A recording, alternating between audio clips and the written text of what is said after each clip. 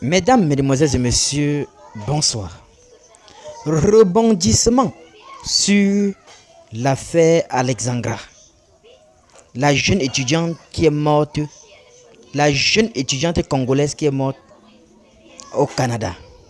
Oui, suivez très bien ce que dit le général Camille Makuso par rapport à cette affaire et on se retrouve tout après pour les analyses. C'est gars, mais chez son gars. Mais je vais revenir d'abord sur cette affaire d'Alexandra. J'aimerais m'adresser d'abord aux parents et aux enfants. Vous savez, quand les enfants atteignent 18 ans, 19 ans, 20 ans, dans leur esprit, et souvent c'est des personnes qui sont amies à eux, qui sont en contact avec eux, qui essayent de leur faire croire qu'ils ont le droit de tout décider dans leur vie. Et c'est quand ils se cassent le visage qu'ils essayent de retourner auprès de leurs parents, oubliant que leurs parents eux-mêmes, là, ils ont envie de reconstruire leur vie et ne plus venir régler la bêtise et des décisions démoniaques de leur enfant. Il y a de cela quelques jours à moi, mes enfants, parce que tous mes enfants aussi sont à l'étranger. La raison pour laquelle je vous ai amené en Europe, là, c'est pas pour aller faire camaraderie. C'est pas pour aller faire amitié. C'est pour aller construire votre avenir et étudier. Parce que ce que vous êtes en train d'apprendre aujourd'hui, là, comme étude, là, c'est pas pour votre papa. Hein. Non, moi, il peut mourir demain. Ce sont vos enfants qui vont subir les conséquences de votre réussite ou les conséquences de votre échec. Et les personnes qui sont vos amis, les tatas et les tantis qui parlent dans votre inbox, quand le malheur va frapper dans vos vies, ils ne seront même pas là pour dire Yako. Moi, ma femme, qui est ici, là, dans ma chambre, là, elle s'appelle Tatiana. Quand j'arrive en France, elle avait Nounou. Elle avait des filles. Tout le monde venait chez nous. Tous les jours. Maman, maman, maman, maman, maman, maman, maman. C'est au décès de ma femme que moi j'ai appris que ma femme faisait des affaires avec certaines de mes filles spirituelles dont moi je n'étais pas informé. C'est-à-dire tous les gens sont dans le inbox de ma femme. Maman, il faut faire attention à telle fille. Il paraît qu'elle est femme de papa. Maman, voici telle affaire qu'on peut faire. Mais il ne faut pas dire à papa. Et autres. Ma femme est décédée suite à une opération. Toutes les femmes qui disaient en Belgique, en Italie, au Canada, aux États-Unis, en France, même en Afrique, qui disaient, maman, nous on t'aime là. Il n'y a pas un qui par mois va me dire, général, comme maman n'est plus là, tu es toujours notre père, voici 50 € qu'on va t'amener pour que tes enfants mangent. Je suis couché, je me lève souvent à 4 h du matin. Il faut bourrer dans mon esprit, il faut griller, il faut réfléchir à tous les systèmes. Comment payer l'école de tes enfants. École souvent qui revient qu'à 12 000 €. Il faut réfléchir, mettre en place un système, comment payer leur maison. Parce qu'elles sont étudiantes. Au moins dépenser 1600 € dans le loyer, nourriture et autres.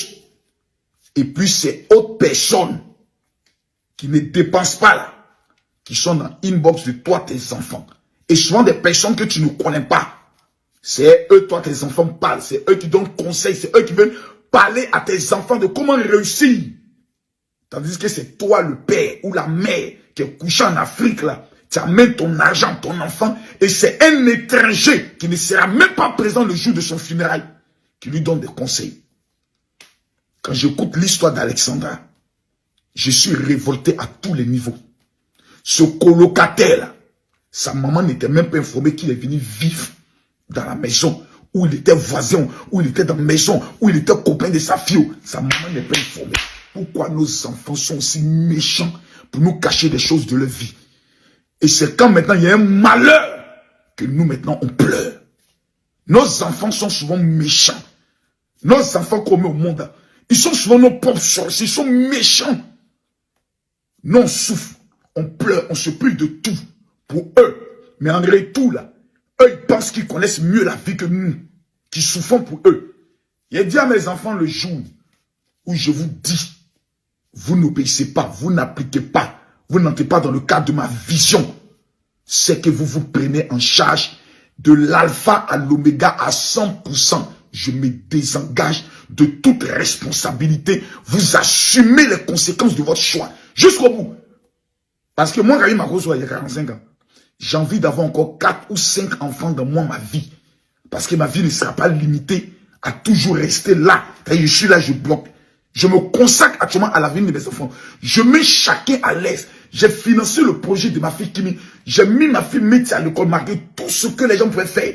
Ma fille Paris aujourd'hui, ça fait 3. Elle est en première. L'année prochaine, elle passe sur le bac. H qui était très difficile à l'école. Aujourd'hui, dans le 4e, je positionne mes enfants. Vous arrivez à un moment donné de votre vie. Vous me dites, papa, moi j'ai pu aller à l'école. Moi j'ai fait ceci. Je te pose la question. Est-ce que tu as bien réfléchi? Quand tu me dis oui, je te bénis, bonne chance. Parce que la décision que tu as prise, ce n'est pas pour moi, hein. C'est pour tes enfants que tu auras. Ce jour-là, moi, je suis désengagé. Ton loyer, ta nourriture, ta santé, c'est à ta charge. Tu t'es cassé la tête, toi seul, décision que tu as prise, tu as te relevé. C'est ton expérience, hein. Il n'y a plus papa, il n'y a plus moi, c'est bouché là, même les lions. Quand un lionceau devient lion, sa maman le mord pour le chasser de la maison. Moi, j'ai quitté chez mon père quand j'avais 20 ans. J'ai connu ma souffrance. Il n'y a pas quelqu'un qui m'a aidé. Donc souvent, les personnes extérieures à vos familles, qui sont dans vos inbox, vous les enfants qui êtes au Canada, en Belgique, vos amis maudites, quand vous venez trouver en Europe, et c'est elles qui vous donnent conseil.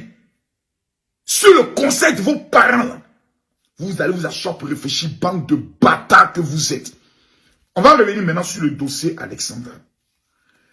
D'abord, les Africains sont maudits. Les Africains, c'est un peuple maudit. L'Afrique est un continent maudit. C'est-à-dire, on est maudit et puis on est dedans. Si c'était une blanche qui avait disparu et qu'on avait lancé un appel, et mon cœur me fait mal. Mon cœur me fait mal. Mon cœur me fait mal. On avait lancé un appel pour dire, bon, la fille a disparu dans cette forêt. On a besoin... Oh non, arrêtez.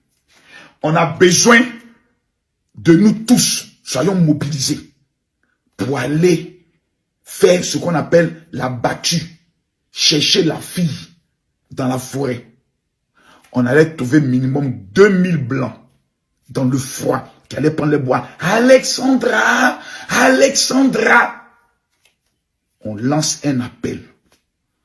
On va à l'université Trois-Rivières, il y a des bâtards de Congolais, des bâtards d'Ivoiriens, des bâtards de Guinée, des bâtards de Togolais, des bâtards de Béninois, des bâtards de Camerounais. Ils ont les écouteurs dans les oreilles. Une de leurs sœurs africaines a disparu. Les bandes de chientons, des enfoirés, des enfants maudits de leur mère, que Dieu vous maudisse et que vous échouez dans votre vie.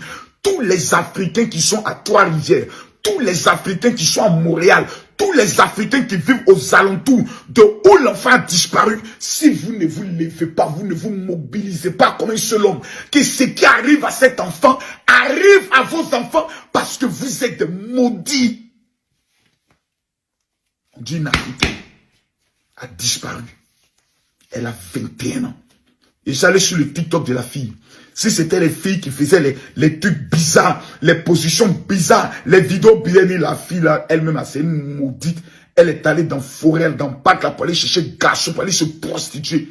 On regarde, elle n'a ni l'apparence d'une Djamdjou, d'une Poclé. Tu sens que c'est une fille qui aime la vie, qui aime la joie, qui aime c'est-à-dire une fille qui veut simplement vivre. Elle disparaît.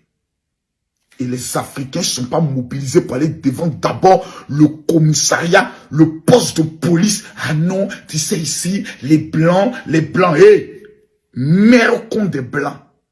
J'ai dit, mère con des blancs. Ce sont des humains. Et la loi là, n'est pas faite pour des chiens, mais pour des humains. Mais tant que vous allez rester dans vos préjugés, non, ici, il n'y a pas d'ici qui vaille. Si vous n'utilisez pas cette opportunité pour vous mobiliser, comme le temps de l'esclavage est fini, vous devez leur démontrer ça. On fait un battu. Les Congolais, si on dit tout de suite, c'était Fanny Poupa qui arrivait, ou Kofi Olomide, ou, comme il s'appelle encore, Dadju. Vous allez voir tous ces bâtards de Congolais qui sont au Canada aller porter les habits, les manteaux de merde pour se mobiliser pour aller à des concerts de merde, oubliant qu'il y a des personnes qui sont en train de mourir dans leur pays à Goma. On dit une petite Congolaise. On regarde les personnes qui vont faire la battue, ils ne sont même pas 200. Même pas 200 personnes. C'est-à-dire, je regarde, je rêve, je dis, je ne crois pas. L'Africain maudit, il n'y a pas plus sorcier que l'Africain. La petite, elle a disparu. Le copain, on dit le whitey, le blanc, qui a pris la fille pour aller la déposer. On dit, Satan dit que elle, finalement, c'est son copain. Un copain dont ta femme a disparu depuis 48 heures. Lui, il ne s'intéresse pas. Il n'appelle pas la police. Quand la maman l'appelle, c'est là, il dit après, non, on va te passer la police. La police dit que son téléphone a cessé d'émettre à partir de 15 heures. On vous demande de nous donner la photo du blanc là. Il y a des maudits. Non, ma fille était sa camarade, je suis sa tante. Quand ils sont allés là-bas, ils ont fait photo, mais on a peur de donner la photo. C'est-à-dire que quelqu'un a disparu.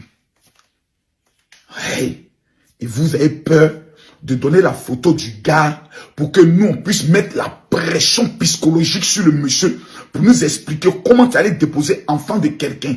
48 heures, tu ne la vois pas et toi, tu n'appelles pas la police. Il faut que ce monsieur vienne nous expliquer. Ou bien parce que c'est un blanc. Vous ne pouvez pas mettre sa photo parce que c'est un blanc. Vous resterez toujours les esclaves et les négrés. C'est-à-dire les nègres de service. C'est ça votre problème. J'aimerais m'adresser à tous les Africains. J'apprends qu'aujourd'hui, il y aura encore une sortie. Je ne suis pas au Canada. Mais je me mets à genoux devant Dieu. Et je lève mes deux mains vers le ciel. Je vous demande pardon. Si cette vidéo de l'un des influenceurs les plus connus sur le continent africain peut être partagée, partagez-la. On ne peut pas accepter qu'un enfant disparaisse. Je touche du bois, je prie Dieu qu'on retrouve la fille dans un état, même si c'est difficile, mais en vie. Parce que je ne veux même pas prononcer l'autre mot parce que la parole crie. Je demande à Dieu, créateur du ciel et de la terre, de se souvenir des cris de cette mère qui a peut-être mis toutes ses économies en jeu pour que sa fille revienne peut-être médecin, peut-être avocate, pour donner un sens à sa vie et un sens à sa famille. Vous ne connaissez pas la vie des enfants. Vous qui êtes aujourd'hui au Canada, vous qui êtes aujourd'hui en France, vous qui êtes aux États-Unis, vous ne savez pas que vos parents peuvent mourir demain par AVC, par un accident. Et c'est vous, au lieu de vous concentrer sur vos études, c'est les make-up, c'est les petites sorties, les petites soirées en filles, les soirées pyjama. C'est ça qui vous intéresse. Vous allez mal finir. Vous allez très mal finir. Que cette histoire d'Alexandra soit une leçon de prise de conscience de tous ces élèves étudiants qui sont allés à l'étranger sur l'économie de leurs parents et qui pensent qu'ils sont allés faire les amitiés, les camaraderies, les colocations. On ne sait pas vivre avec qui. On ne sait pas qui vous prenez pour amener. Souvent, il y a des enfants, tu payes leur école, tu payes leur maison. Et puis, ils vont héberger garçons. Et ces garçons, ils hébergent. L'argent que tu envoies là, ils prennent ça pour entretenir garçons. C'est le jour où on apprend que ta fille peut-être est enceinte, où elle est allée faire un avortement, c'est mal passé, où elle a été peut-être droguée, violée, filmée, mise sur les réseaux. C'est là maintenant qu'elle va venir comme un chaton. Non, maman, c'est pas de ma faute. Papa, c'est pas de ma faute. C'est-à-dire quoi? Frapper, je dis, boxer visage jusqu'à sang va couler dans tes yeux. Là. Ça va vous dégoûter. Alexandra a disparu. Son bâtard de copain blanc là. Vous nous amenez sa photo. Nous on va lui poser deux petites questions de même famille. Parce que tôt c'est tôt. Cette histoire d'Alexandra là, c'est le terminus des Africains étudiants qui se rendent dans des pays qui disparaissent. Et puis ça reste ici. À tous les enfants qui vivaient à l'étranger, j'aimerais demander aux parents de leur faire écouter cette vidéo. Vous croyez que vous êtes grand? Non, vous maîtrisez, vous êtes grand parce que vous avez maintenant Internet, vous avez vos écouteurs. C'est grâce à l'argent de vos parents que vous êtes encore en vie. C'est grâce à l'argent de vos parents que vous avez survécu depuis le ventre de votre mère jusqu'à ce que vous soyez ce que vous êtes. Donc quand un parent ouvre sa bouche et puis te parle, tu fermes ta gueule et tu obéis à la parole de Dieu qui dit, enfant, obéissez à vos parents. Parce que eux là, ce sont des prophètes pour vos vies. Ce sont vos dieux sur terre. Parce qu'ils voient ce que vos yeux n'ont pas encore vu et que votre cerveau n'a pas encore compris. À bon entendeur, salut. H, toi qui regardes, n'oublie pas de liker et de commenter. Vraiment, si tu n'es pas encore abonné, fais-le. Aidez-moi vraiment à travailler davantage. Quand vous likez comme ça, moi je suis content et ça m'aide. Merci pour la marque de confiance.